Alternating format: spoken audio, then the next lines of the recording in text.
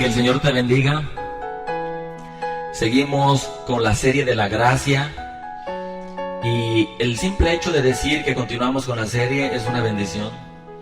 Pero mayor bendición y mejor noticia es que la gracia sigue sobre nosotros, que es un regalo de Dios. Fíjate, hermano, que la gracia es la paciencia de Dios sobre tu vida y sobre la mía. Por lo tanto, mínimamente debemos de estar muy agradecidos con Dios, porque podemos cobijarnos en ella. Se convierte en nuestro techo seguro, porque nosotros somos como el carcelero de Filipos, que estábamos más presos que los mismos presos. Pero un día el Señor se acercó a nosotros, nos abrió las rejas hacia la libertad, y ahora es tiempo de poner la mesa y de regocijarnos junto con los hermanos en la fe, dejar que el Señor nos lave las heridas que tenemos ahí desde tiene tiempo. Excelente noticia saber que la medicina para nuestro cáncer espiritual hoy la tenemos en la mano. Solo basta con que la tomemos y vendrá la sanidad a nuestras vidas. Nuestro corazón será completamente lleno, porque tú sabes que la soledad nos mata. Debemos pararnos en la gracia, que es nuestra roca de fe. Serie de la gracia, entendámosla. Segunda parte, una vez más, Romanos 5, 20 y 21. Romanos 5, 20 y 21. Es la misma porción. Mira lo que dice la Escritura, a ver si nos sabe igual. Dice el 20 y el 21, pero la ley se introdujo para que el pecado abundase. Mas cuando el pecado abundó, sobreabundó la gracia, para que así como el pecado reinó para muerte, así también la gracia reine por la justicia para vida eterna mediante Jesucristo, Señor nuestro. Lo voy a leer una vez más. Pero la ley se introdujo para que el pecado abundase. Mas cuando el pecado abundó, sobreabundó la gracia, para que así como el pecado reinó para muerte, así también la gracia reine por la justicia para vida eterna mediante Jesucristo, Señor nuestro. Qué bonito se siente decir que Jesucristo es el Señor nuestro. Trataré de explicar brevemente, hermano, con ayuda de Dios, este versículo que no es entendido del todo, no se entiende completamente. Dice, pero la ley se introdujo para que el pecado abundase. Cuando nosotros leemos la Biblia y leemos la carta que Pablo escribió a la iglesia de Roma, hay cosas paradójicas, es decir, cosas que se escuchan contrarias, pero es Pablo hablando con la sabiduría de Dios, con la sabiduría del cielo. Él dice, lo que yo no quiero hacer, eso hago. Lo que yo quiero hacer, no lo hago. Se escucha paradójico. Y este versículo también se escucha así como contradictorio. Dice que la ley se introdujo y entonces abundó el pecado. Pero no porque la ley fuera mala, en ninguna manera. La ley lo que hizo fue que exhibió al pecado. Antes, nosotros ciertísimamente no teníamos pleno conocimiento de lo que era el pecado, hasta que la ley vino y lo exhibió. Antes éramos insensibles al pecado. Me gusta decir que es como un pez que obviamente nace debajo del agua, crece debajo del agua, se reproduce debajo del agua y morirá debajo del agua. En nuestro caso es igual. Nosotros nacimos en pecado, crecimos en pecado, vivimos en pecado, y solo la gracia salvadora de Jesucristo hizo posible que no muriéramos en ese pecado. Ahora, con la ley en nuestros corazones, sabemos ciertísimamente que somos pecadores. La ley lo que hizo fue que vino y nos mostró lo que teníamos dentro y exhibió el pecado que moraba en nosotros, como si Dios nos pusiera un espejo, como si el Señor nos hubiera sacado una radiografía y pudimos ver claramente lo que teníamos dentro. Por eso Pablo, inspirado por Dios, escribe y dice, yo no sabía que había codicia en mí hasta que la ley me lo mostró. Yo no sabía que era un hombre codicioso hasta que la ley vino y puso un vallado a mi alrededor. El Señor puso como una barrera a mi alrededor. Y mi pecado quería salirse, quería brincarse las bardas. Mi pecado iba en pos de aquello que no le agrada a Dios. La ley me dijo no codiciarás, y yo me di cuenta que ese cáncer estaba dentro de mí desde siempre. Yo tenía esa enfermedad en mí, está diciendo Pablo. Y dice, y cuando abundó el pecado, ya no abundó, sino que sobreabundó la gracia. Qué maravilloso, hermano. Qué precioso leer en la Biblia y vivir en nuestras vidas, que lo que el Señor nos da es infinitamente mejor que lo que el diablo nos da.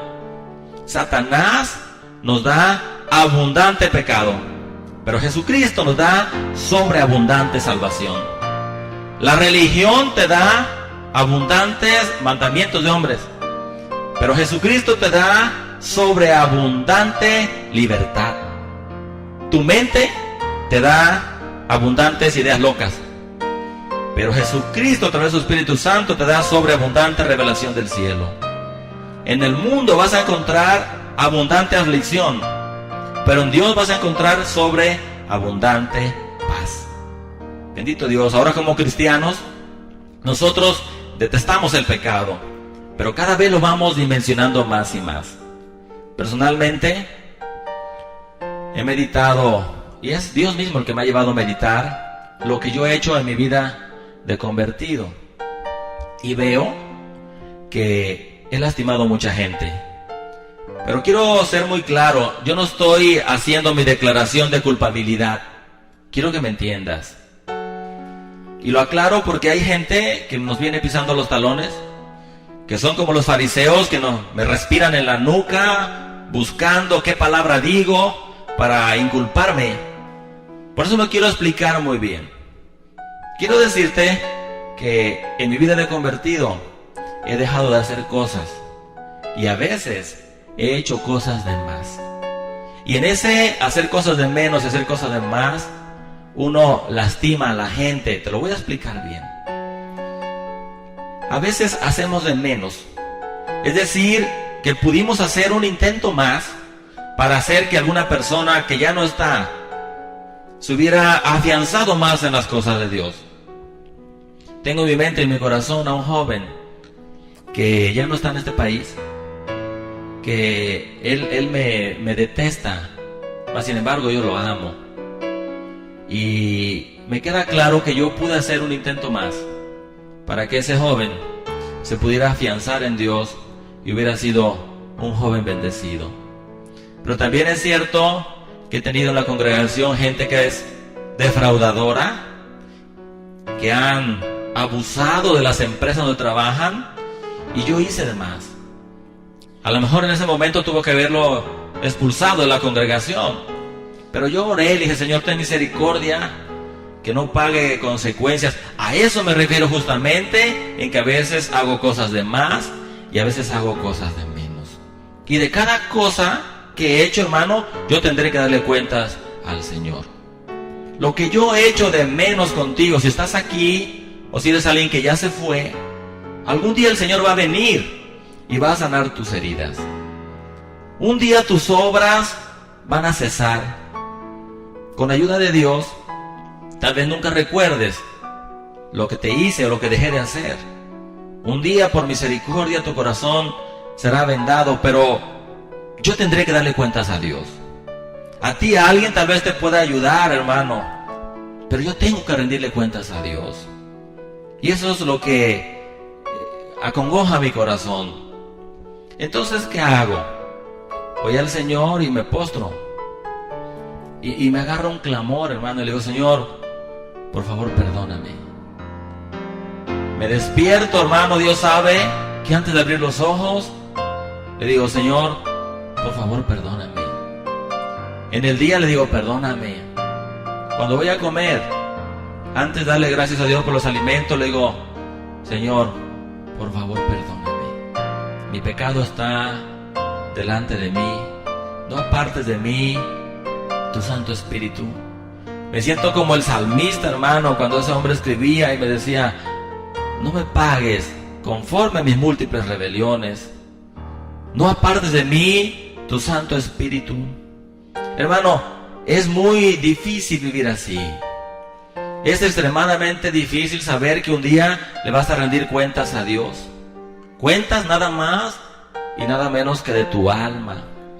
aunque tú mismo, tú que estás aquí, y otros que se han ido, incluso ustedes han agravado mi dolor, porque tampoco son perfectos ustedes. Muchas veces han hecho cosas que a mí me ponen como caminando en la cornisa, como en la raya, hermano. Me arriesgo a tomar decisiones en las cuales yo puedo fallar por cosas que tú también has hecho, has agravado mi dolor, has hecho cosas con motivo o sin motivo. Y te puedo decir hoy que a ciencia cierta tú no sabes lo que me pasa, ni siquiera sabes cómo me siento. Al menos que estuvieras parado aquí y estuvieras viviendo mi vida y estuvieras dentro de mis zapatos. Tú no sabes lo que se siente, que un día estarás delante de Dios para rendir cuentas detalladas de ti que estás aquí, de los que ya no están aquí, de todos aquellos que Dios un día me puso para ministrar. Hermano, cada día es un día de congoja, es un día de sufrimiento. Yo no puedo ir con la gente que he lastimado, que he hecho de más o que he hecho de menos, a decirle, ¿sabes qué? Vamos a empezar borrón y cuenta nueva. Porque no lo entenderían, porque a la gente no se le olvida lo que nosotros le hicimos, se les olvida lo que ellos hicieron. La carga es muy pesada. Te lo voy a poner como un ejemplo. Lo voy a decir de mí, pero piensa que eres tú. Es como si alguien muy rico me hubiera puesto en mis manos una gran empresa para que yo la administre.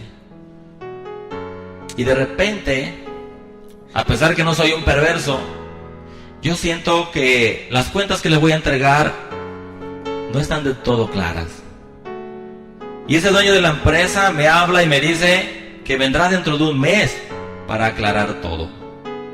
Y yo siento que no puedo falsear los libros contables, porque ese hombre que me encargó esa empresa es un hombre inteligentísimo. Yo no lo puedo engañar.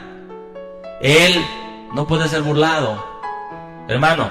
Y si él me habló y me dijo que viene dentro de un mes, yo prefiero que venga mañana para que hagamos cuentas de una vez, porque esta espera a mí me mata. Es vivir una vida de congoja. Cierto que tengo el gozo de la salvación, pero servirle a Dios y estar parado aquí, si tú has estado parado un día detrás de un púlpito, o si un día has aconsejado a alguien, sabes que le vas a tener que dar cuentas a Dios. ¿Y sabes lo que hago? Me cobijo en la divina gracia, que es la que me sostiene cada día, cada hora y a cada instante. Y tú puedes hacer lo mismo. Tú puedes ir y cobijarte en la gracia de Dios. Tienes el amor de los hermanos. Tienes delante de ti una esperanza que no avergüenza.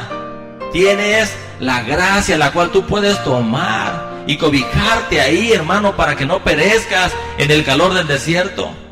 La gracia es tu reaseguro, es tu consuelo, es lo que te sostiene y es lo que te levanta. La gracia es el amor de Dios sobre tu vida, es la paciencia de Dios sobre tu vida. Y si yo un día te lastimé, tú puedes ir a Dios y el Señor te va a sanar. Por lo tanto, tu llanto y el mío no son iguales. Tú lloras por lo que yo hice. Tú lloras por lo que te hice o por lo que no te hice. Tu llanto y el mío son diferentes. No estamos llorando por los mismos motivos. Yo lloro porque en verdad, hermano, es grande mi pena. Porque es grande mi dolor, porque yo tiemblo. No hay sanidad para mi herida. Yo por eso espero ansiosamente el día en que el Señor y yo hagamos cuentas y yo sepa a ciencia cierta cuál va a ser mi pago. Y cuando estoy acongojado, hermano, y voy y le lloro a Dios, no falta un religioso que venga a querer consolarme en su carne, a recitarme versículos bíblicos, a hablar sin sentir y sin saber lo que realmente a mí me pasa. Cuando me siento tan acongojado, viene un religioso y me habla de salvación. La salvación la conozco, soy salvo por gracia. Viene y me habla de la justicia de Dios. La justicia de Dios también la conozco. Pero lo que me sostiene es la gracia de Dios. Lo que me mantiene vivo es la gracia divina de Dios. Yo entiendo lo que dijo el profeta. Ay de mí que muerto soy, porque siendo un hombre de labios inmundos, mis ojos han visto al Rey Jehová, Dios de los ejércitos. Hermano, cuando te sientes tan inmundo, cuando te sientes tan pecador, es cuando el Señor te va a llamar al servicio. Cuando tú le dices, heme aquí, envíame a mí. Si te sientes pecador en extremo, ahí está la gracia. Si eres hijo de Dios, si eres salvo y no has avanzado, ahí está la gracia. La gracia de Dios la puedo resumir en una expresión que sale de la boca de Dios cuando te dice, yo lo haré en tu vida. Hermano, el Señor lo va a hacer en tu vida. ¿Cuántas veces has venido a mí a decirme, hermano, ¿cómo le hago para avanzar? Esa es la pregunta clásica. La respuesta clásica es la misma. Persevera, siempre te digo. Quédate ahí, no te muevas. Escúchame bien. Ni siquiera te estoy diciendo que Dios necesita ver en ti la buena intención, porque ni buenas intenciones tenemos. Entiéndeme, ni siquiera el Señor está esperando a que tú hagas algo, porque Él dice que somos unos inútiles. Dios no espera ni siquiera que quieras, porque muchas veces ni queremos. El Señor ni siquiera te pide que creas, hermano, porque a veces somos bien incrédulos. Es cierto que la fe es lo que nos va a llevar a Dios, pero la fe ni siquiera es tuya. Y cuando somos incrédulos, en medio de las luchas y de las pruebas, el Señor viene y te da fe del cielo. No es tuya. Él no te pide que hagas algo porque Él sabe que eres débil. Y Él se compadece de esa debilidad. Y cuando el Señor te ve débil, Él viene a ti y te dice, yo soy Jehová, tu Dios que te da las fuerzas. Dios lo único que te pide es que perseveres. Si tú no eres hijo de Dios, no has sido lavado con la sangre de Jesucristo, mira lo que pasa. Escúchame bien. Tú no amas a Dios, pero lo necesitas. Y el Señor te ve y te ama, pero no te necesita porque no eres su hijo. Y cuando eres hijo de Dios, tú amas a Dios y lo necesitas. Y el Señor te ve, te ama y te dice, yo te necesito para que lleves mi palabra. Y cuando estás ahí, hermano, perseverando, cuando estás ahí en la brecha, en tu posición, siendo así, como el Señor dice, inútil, incrédulo, somos unos buenos para nada y debilucho, pero cuando estás en la posición correcta, de repente, en un instante, la palabra de Dios hace boom dentro de ti y empiezas a entender cosas, hermano. Viene el entendimiento del cielo. Escúchame. De repente tu espíritu empieza a clamar. Estoy hablando de cuando vas en oración a Dios. Te postras y se te vienen 1000 cosas a la cabeza y tú no puedes conectarte con Dios. De repente tu espíritu empieza a clamar y la carne se empieza a retirar. El Espíritu Santo de Dios que mora en ti empieza a interceder, hermano, y hace algo maravilloso. Escucha, el Espíritu de Dios que mora en ti empieza a hablarle a Dios de ti. Y entonces te das cuenta que el Espíritu te dice que estás sucio o que estás sucia, que no has hecho lo que te corresponde, que no has ido a Dios de la forma correcta, que no ha habido un fluir de Dios en ti, que de cierto sí hay agua dentro de ti, la palabra de Dios está en ti, pero no ha fluido libremente, que de cierto los ríos de agua viva están en ti, pero que están taponeados porque no has hecho lo que te corresponde. Todo es una tapazón terrible, pero tu espíritu empieza a clamar, hermano, y empieza a gemir, y en ese clamor el Espíritu de Dios te empieza a enseñar y te empieza a restaurar, y tú clamas, hermano, y pides misericordia, y te levantas muy diferente. Y cuando un hermano o hermana te dice, hermano, ¿qué te pasó? Le dice, el Señor me dio el entendimiento del cielo.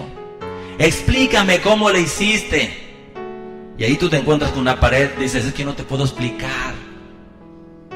Lo hizo Él. Yo soy incrédulo, yo soy débil. Yo no puedo, no tengo fuerzas. Pero el Señor vino y me dio el entendimiento.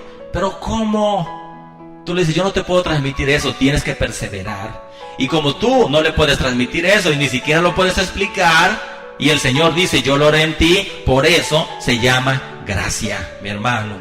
La gracia de Dios es la cueva de Adulam, de la que habla el primer libro de Samuel, capítulo 22, donde tú y yo debemos meternos. Es un trance necesario. David huyó y se metió a la cueva de Adulam, al refugio, hermano. Tú y yo nos metemos ahí. Otros hacen lo mismo. Y nos juntamos todos los que estamos en el mismo espíritu, en el mismo sentir de derrota. Muchas veces nos hemos sentido derrotados. ¿O no te has sentido derrotado? Pero sabes, hermano, que estar ahí perseverando en la cueva de Adulam es justamente el lugar correcto. Y en tu vida no debe haber otra opción. Solamente es Adulam. No hay dos caminos, no hay dos opciones. Adulam es la respuesta y es la solución para tu vida. Y cuando estás ahí en la cueva ni siquiera suponías lo que iba a suceder. ¿Sabes por qué? Porque los problemas no te dejan pensar. Cuando los problemas están sobre ti, tú no tienes la capacidad de pensar. Ahí se reúnen los que están cargados de deudas, dice la Biblia. Los amargados. ¿Tú serás uno de ellos? Los que se sienten descontentos, los que tienen necesidad en su corazón. Están ahí los insatisfechos, los amargados del alma. Hermano, amigo, ¿por qué crees que estás aquí? ¿No será que esta es tu cueva de Adulam, donde el Señor te quiere preparar? David dijo: aquí nos vamos a quedar hasta que sepamos lo que Dios quiere de nosotros. Hermano, qué expresión de parte de David. Pero de ahí salimos valientes. Ahora estamos listos para la guerra. Tenemos en nuestras manos los arcos y las flechas, el escudo y la lanza. Peleamos con las dos manos, tiramos piedras, tiramos saetas, somos feroces como leones, veloces como gacelas, dice la Escritura. Y en el nombre de Dios haremos que huya el enemigo de nuestras almas. Pero te tienes que quedar ahí. La cueva de Adulam es donde el Señor trabaja en tu carácter y te hace un hombre o una mujer que le puede servir. La gracia te restaura. Hermano, la gracia divina, la gracia del cielo te capacita para la batalla. Y te vas a quedar ahí hasta que Dios te muestre lo que va a hacer contigo. Hermano, te estoy hablando que Dios te quiere mostrar los planes que tiene para tu vida. ¿No es grandioso saber que vamos a tener un rumbo cierto? Que ahora nuestros esfuerzos van a tener una recompensa, van a tener un resultado. Dice aquí que la ley se introdujo para que abundase el pecado. Y como consecuencia nosotros sufrimos muchas heridas. Con la ley se alborotó el pecado. No queríamos sujetarnos a la voluntad de Dios ni a la ley divina. Fuimos rebeldes. Todos nosotros nos descarriamos como ovejas. Cada cual se apartó por su camino. No teníamos rumbo. Y cuando estábamos así perdidos, el Señor tuvo compasión de nosotros. Cuando más rebeldes éramos, el Señor nos llamó. Cuando más perdidos estábamos, se constituyó en nuestro pastor para que pudiéramos escuchar su voz y seguirlo. Y un día, el Señor, Jehová de los ejércitos, extendió su misericordia a nosotros, así como un día extendió los cielos con su santa mano. Y así como nuestros ojos no alcanzan a ver lo infinito del cielo, no alcanzan a ver hasta lo último del firmamento, así nuestra alma no alcanza a dimensionar lo grandioso e infinito de la gracia de Dios, que el Señor nos llamó por misericordia y hoy nos tiene aquí. ¿Te quedarás en la cueva de Adulam, perseverando hasta que Dios muestre los planes que tiene contigo? Allá afuera hay dolor, hermano. Allá te está persiguiendo Saúl, que quiere acabar contigo. Allá afuera están reglamentos humanos, mandamientos de hombres, pero aquí está la palabra de Dios, viva y eficaz, que ha venido a cambiarnos. La gracia de Dios es para este lugar, y la gracia de Dios es para tu vida y para la mía. Por eso digo, la gracia salvadora para el inconverso, y la gracia sanadora para todos aquellos que son hijos de Dios, que ya fueron lavados con la sangre de Jesucristo. Esta es tu cueva de Adulam. Este es tu refugio, donde estamos todos los enlutados, los afligidos, los que no estamos contentos todavía con nuestra vida, que necesitamos a Dios tremendamente y que el Señor nos ama. ¿Oras conmigo? Ora conmigo, hermano. Dale gracias a Dios porque Él te llamó. Dale gracias a Dios porque Él te escogió. Dale gracias a Dios porque en medio de algo que parecía una desgracia, cuando David huyó, en medio de esa desgracia, entre comillas, cuando te perseguía Saúl, el Señor tenía un refugio para ti. La cueva de Adulam. Y no vamos a salir de aquí hasta que el Señor nos muestre lo que Él tiene para nosotros. Y no quiere el Señor, no te pide que entiendas, hermano. La gracia no te pide que entiendas. La gracia solo te pide que perseveres.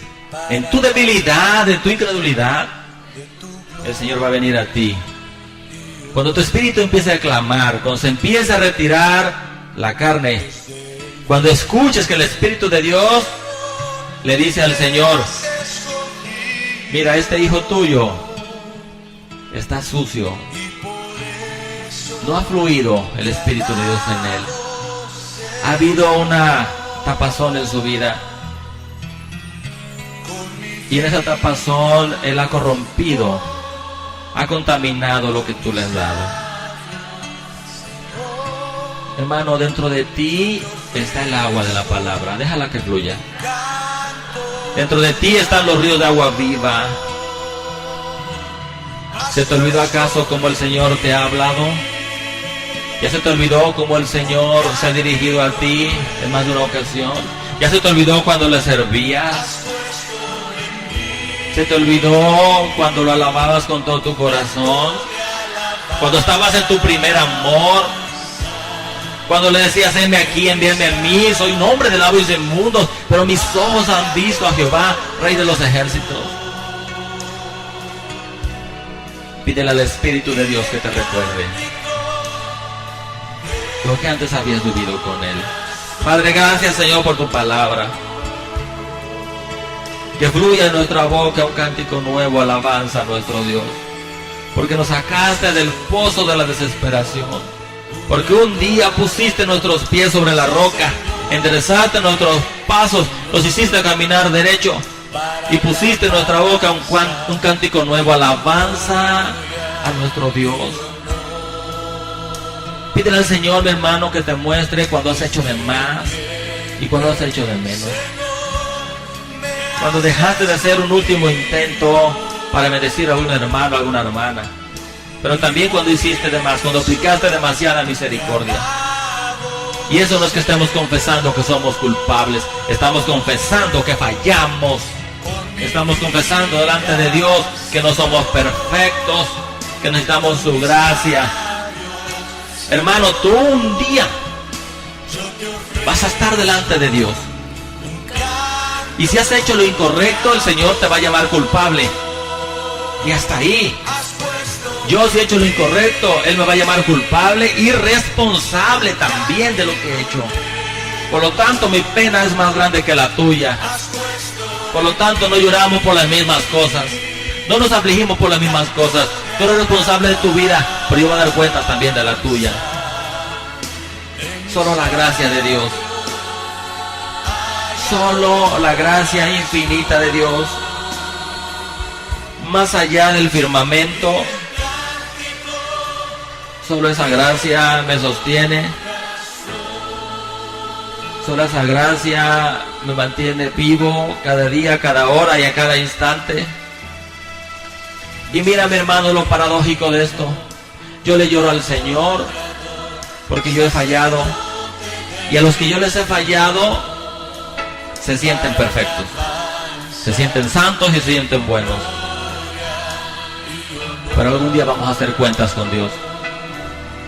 Un día el libro de las memorias se va a abrir y vamos a ver cuál será nuestro pago. Gracias, Señor, por tu palabra. Gracias por bendecirnos.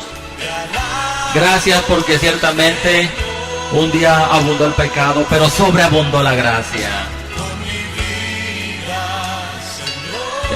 Señor, y te bendigo. Nada más tengo que decir hoy a este pueblo, más que muchísimas gracias por el amor que este pueblo me profesa. Gracias por haber puesto en nosotros un cántico nuevo, alabanza a nuestro Dios. Y gracias por habernos sacado de ese pozo y lavarnos con sangre del cielo. Y gracias porque un día tú veniste a darnos entendimiento, a decirnos: hija mía, hijo mío, estás sucio, has ensuciado lo que te di, pero aquí está la gracia restauradora. Gracias, Señor, en el nombre de Jesús de Nazaret. Muchas gracias, te alabo y te bendigo, porque tú eres el Señor y porque tú eres mi Dios. En el nombre de Jesús de Nazaret. Amén y amén. Gracias por Casa de Dios Restauración, nuestra cueva de Adulam. Gracias, Señor.